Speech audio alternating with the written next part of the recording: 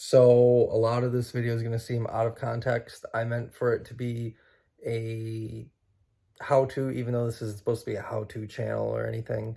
I couldn't find a good video of someone bleeding their clutch line on one of these generations of Subaru with a manual. But I record with a camera and then transfer it wirelessly to my phone. And when I do that, it takes about 10 times as long as the video that I'm transferring. So I have to split it up into 1 or 2 minute segments, and it still takes forever. And I end up just getting frustrated and not filming or deleting because I'd be sitting here for a half hour to transfer a 3-minute video that only had 5 or 10 useful seconds of footage or information.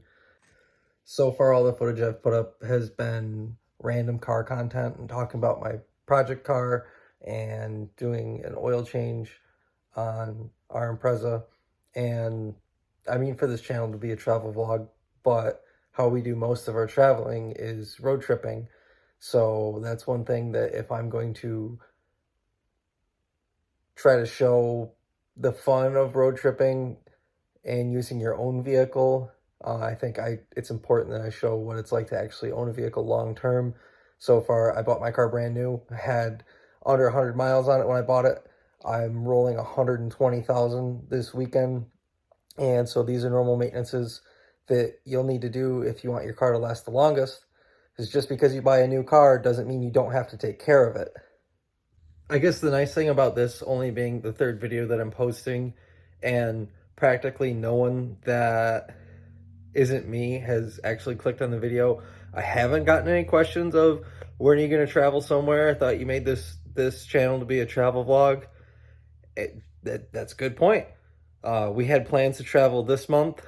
We moved it to next month, June, and I don't think that's working out. We are going somewhere in the fall. That is not via car though, but that's going to be cool. I actually can't wait. Hopefully I'm motivated to film enough and not try to relax too hard.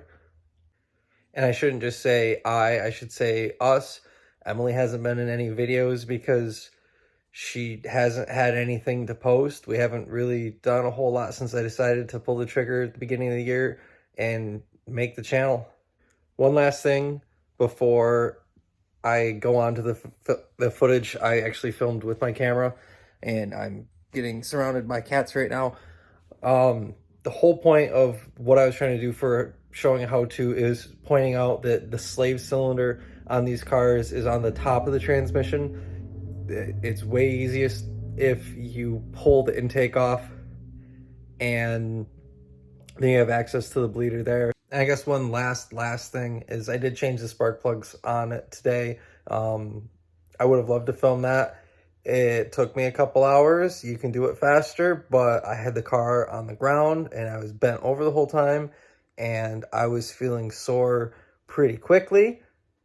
And these cars are bare to do. If you're just normal basic DIY guy and you can do plugs on most engines, you can probably do it on these, but you probably won't want to. There's only a couple inches between the valve covers and the unibody on these, and a good reason why people don't like to work on these cars. Go down to Harbor Freight and get a wood clamp like this, but that end is going to be over there, so you need to take it off, flip it around, turns it into a spreader. And what you can do, let's see if I can set the camera up. Where with the brakes you'd want to pump it and then hold it and then go crack it loose, tighten it, and then repeat until you bleed all the air out of it if you are bleeding it, or just repeat until you've flushed all the old fluid out of it. And then after you do the brakes, since the clutch line is the shortest, you'll want to do it last because you want to start furthest from the master. Just push it to the ground, tighten that, and now it's holding it.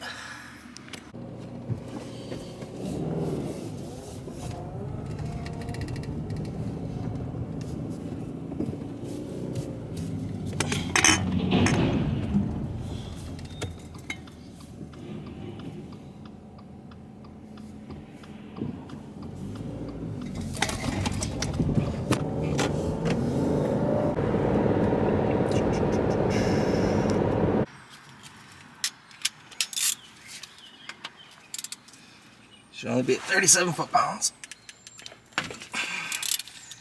Cool. Just a drip. Well, at least it still has fluid in it. 10mm hex.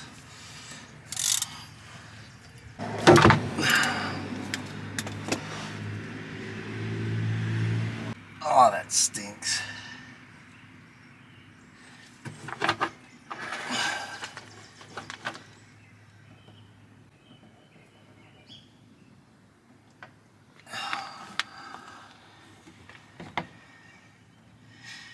Yeah, I'm changing this way too early. That looks brand new. I guess it's never too early. So that's all the shiny bits I wiped off the drain plug.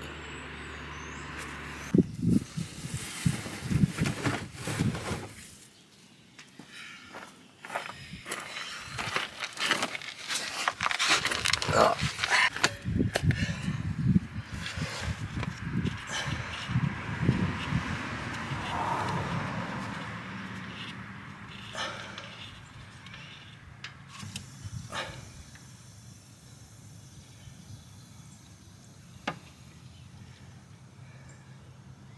That stinks. I just used a razor while it was there, stuck it in and spun the bottle so it was nice and sharp. Made a nice funnel.